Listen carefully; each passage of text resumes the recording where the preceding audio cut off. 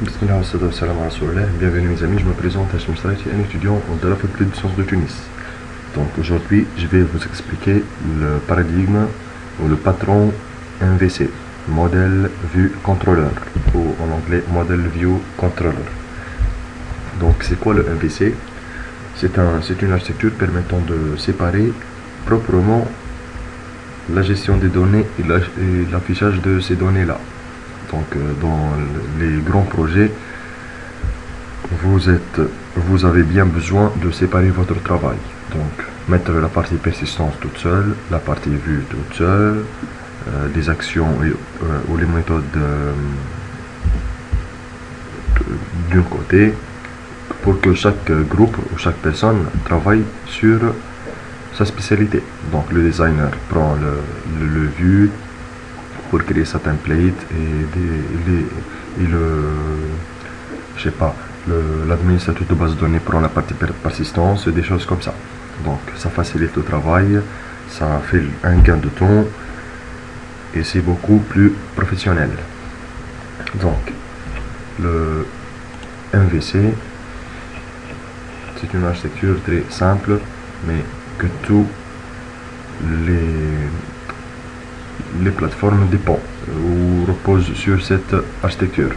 Donc vous la trouvez en PHP, en J2E, en n'importe quel langage de programmation. Si vous avez un grand projet ou un projet important, vous avez à le diviser en 3 parties: modèle, vue et contrôleur.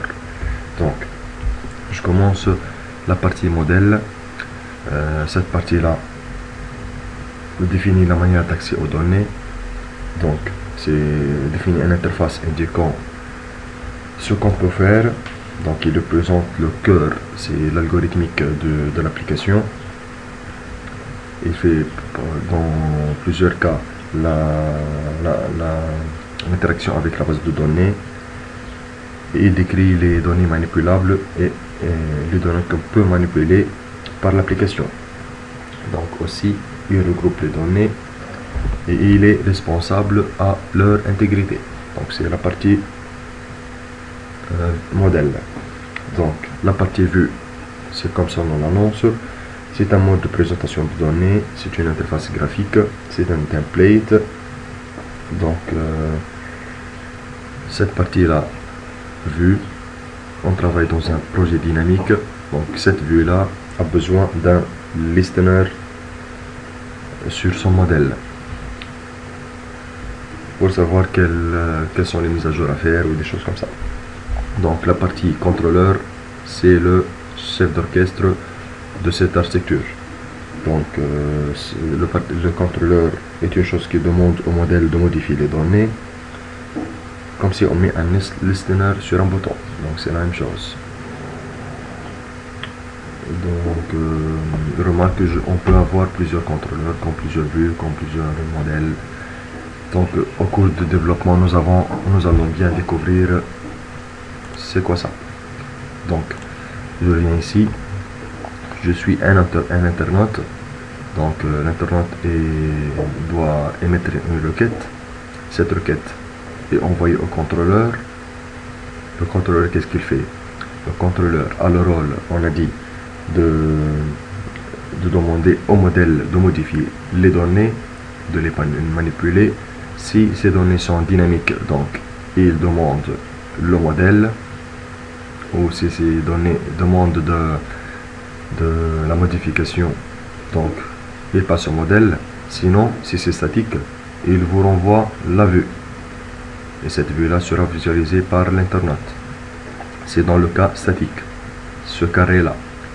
Donc en passant aux manipulations que le modèle va faire, donc le contrôleur émet une requête, cette requête envoyée par l'internaute, il l'émet en vue, le vue demande au modèle, et le même cas c'est le contrôleur qui demande au modèle, le contrôleur qui manipule le modèle. On dit contrôleur qui manipule le modèle ou vue qui demande le modèle. Dans tous les cas, la vue sera la partie que l'internaute va voir. Donc ce sont les étapes à faire. premièrement, l'utilisateur a, donc je prends le cas d'authentification. Si j'ai un email, j'ai un password ou un email, comme c'est le cas de Facebook à faire, donc moi comme internaute utilisateur, j'ai mis ma requête, donc j'écris les données à entrer. Donc c'est de l'utilisateur au vu.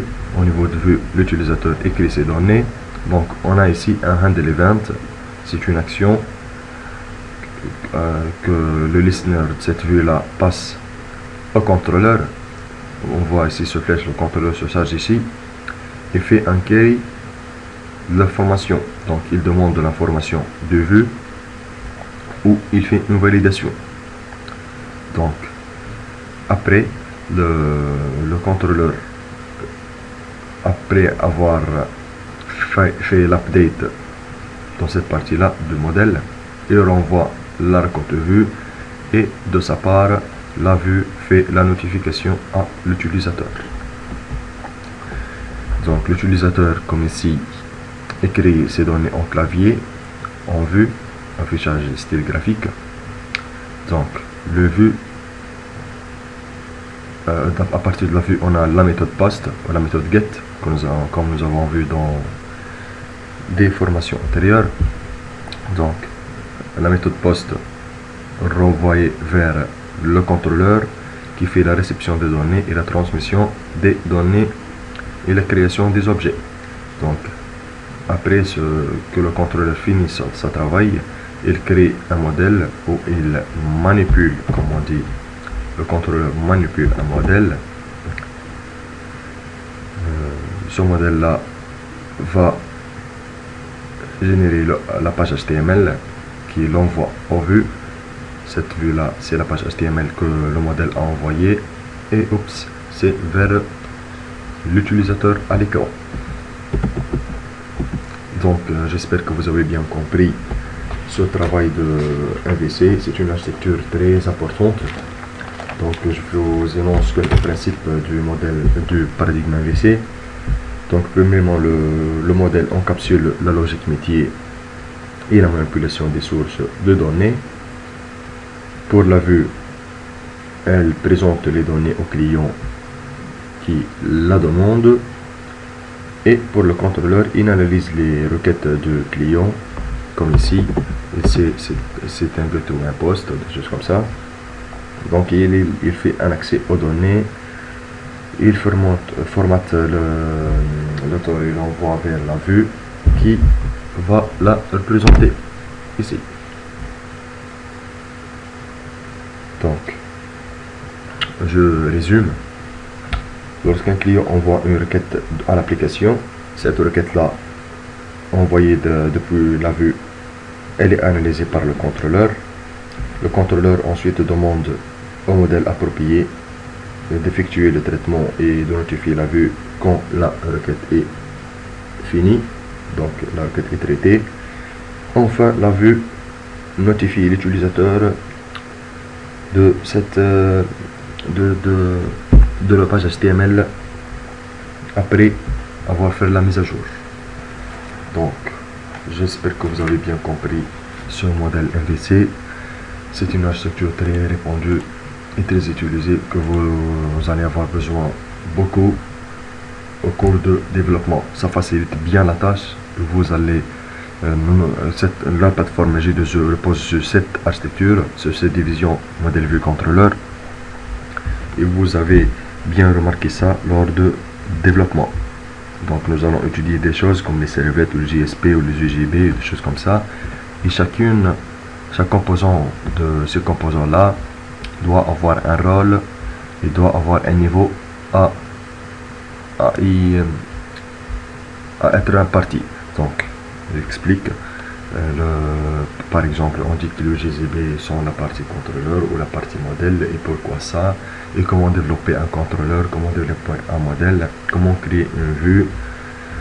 Nous allons bien voir ça dans les tutos de développement. Donc merci bien pour votre attention. Au prochain tuto. Wassalamu alaikum wa rahmatullahi wa barakatuh.